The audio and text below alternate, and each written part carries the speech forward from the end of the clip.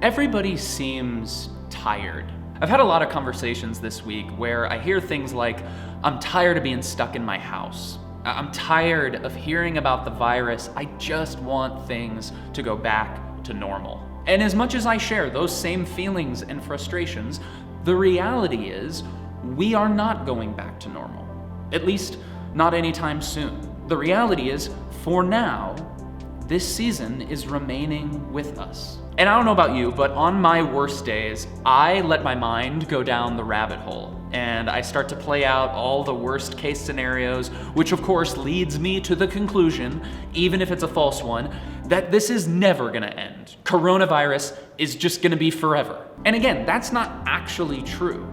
But for all of us, this present situation is not what we would have chosen. And so today, I want to look at a text that is a reminder of something that is even more present, that is even more constant, and that lasts much longer than any virus ever could. In the Gospel of John, chapter 15, Jesus has just had his final meal with his disciples, and he begins to teach them. These are some of his final words that he'll share with them before going to the cross. And even though he is about to leave them, in chapter 15, Jesus talks about a way for his disciples to still be with him, even in his absence. He does this by using the metaphor of a vine. He says in John chapter 15, verse 1, "I am the true vine, and my Father is the gardener. He cuts off every branch in me that bears no fruit, while every branch that does bear fruit, he prunes so that it will be even more fruitful. You are already clean because of the word I have spoken to you. Remain in me," he says, "as I also remain in you. No branch can bear fruit by itself. It must remain in the vine. Neither can you bear fruit unless you remain in me." Everything is about to change for these disciples.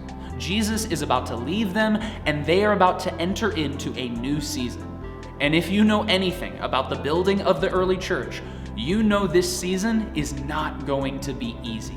There is hardship and persecution and prison time and eventual execution ahead for nearly all of these disciples. However, here, Jesus is encouraging them that even and especially in a season of hardship, they can remain in him.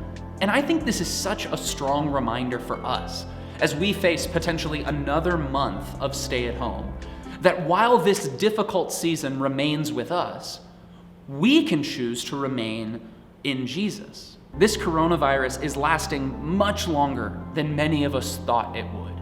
And it can feel all-consuming. It can feel like it has all the power over our lives. But Jesus' encouragement to us is that by remaining in him, we are ushered into a relationship of love and peace and joy.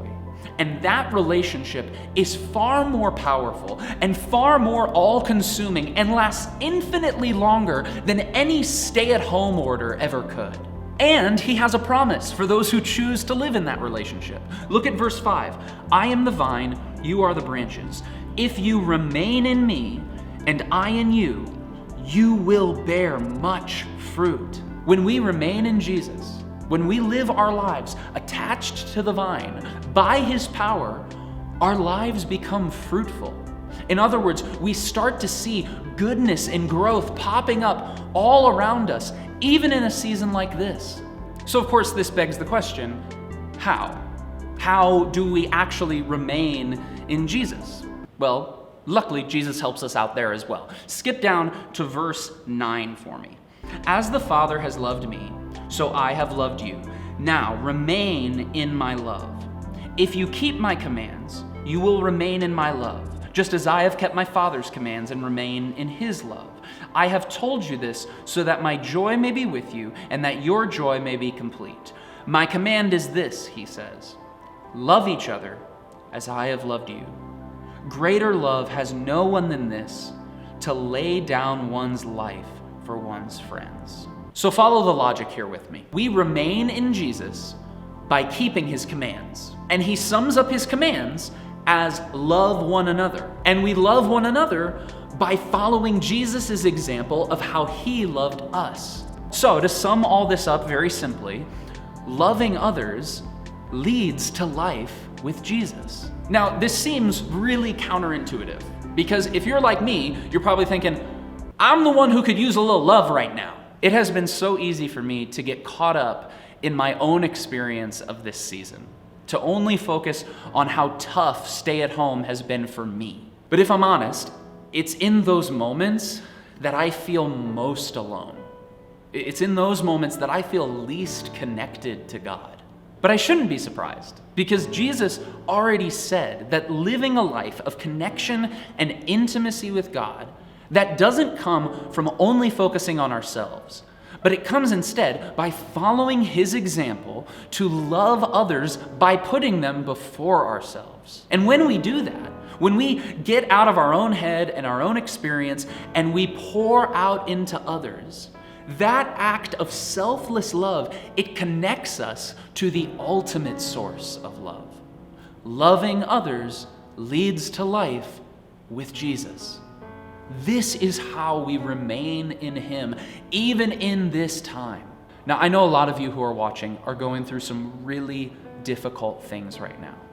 And I am not saying that you should be neglectful of your own struggle or your own needs. But this week, I want to encourage you, if you can, for just a minute, step out of your own experience and begin to ask the Holy Spirit, where can I love as you love? Which of your family members or friends or neighbors is having a particularly tough time right now? Make a plan this week for how you are going to love them, whether it's through a phone call, by ordering a package or a meal to their house, or by writing them a letter. And if you're in need of a more guided way to pray this prayer and ask this question, as always, you can check out the Next Step Practice or our latest podcast episode, both of which are linked in the description down below. And as you follow the example of Jesus by stepping out in love this week, may you then begin to experience the love and joy and peace of remaining in him. I love you all so much. Keep being awesome.